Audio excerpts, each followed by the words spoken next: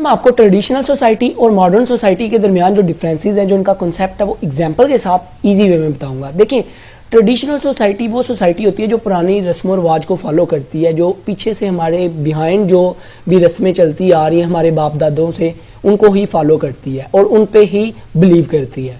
पर modern society क्या होती है कि वो देखती है कि ये जो पुरानी रस्में रिवाज, जो पुरानी हमारे बाप दादाओं से जो बातें चलती आ रही हैं, क्या ये हमें बेनिफिट भी दे रही हैं कि नहीं, क्या इनका कोई लॉजिक भी है कि नहीं।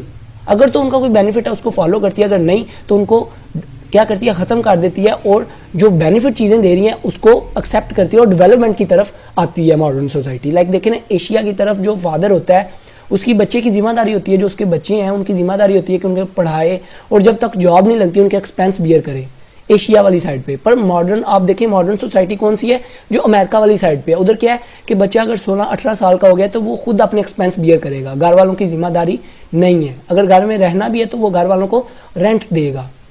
आगे देखिए, सेकंड जो इसका फंक्शन है ट्रेडिशनल सोसाइटी में लिखा है स्लो चेंजेस।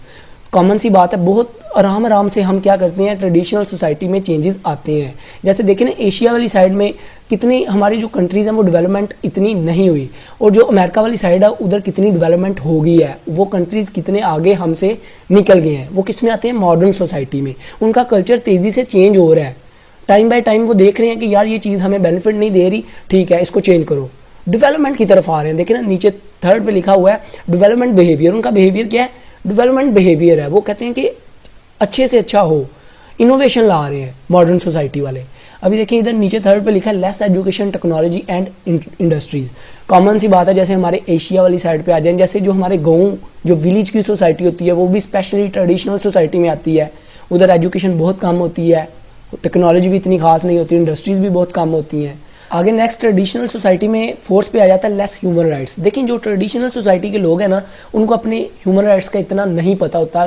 जैसे एशिया वाली साइड में 20% लोगों को अपने राइट्स का पता होगा कि जो उनके कंट्री ने उनको राइट्स दिए हैं। अगर वो टैक्स पे कर रहे हैं तो उनका राइट है कि वो बोलें कि उनको प्रॉपर सड़कें मिले, प्रॉपर एजुकेशन सिस्टम मिले, प्रॉपर हॉस्पिटल्स मिले, पुलिस स्टेशन की फैसिलिटी मिले, उनको खाने पीने की अच्छी चीज़ें मिले। तो ये उनके राइट्स हैं, पर उनको नहीं पता, वो टैक्स भी पे करी जा रहे हैं, और अगर नहीं भी कर रहे तो ये भी वो अपने राइट्स की वायलेशन कर रहे हैं कि उनका हक है कि वो टैक्स पे करें, तो फिर भी नहीं कर रहे।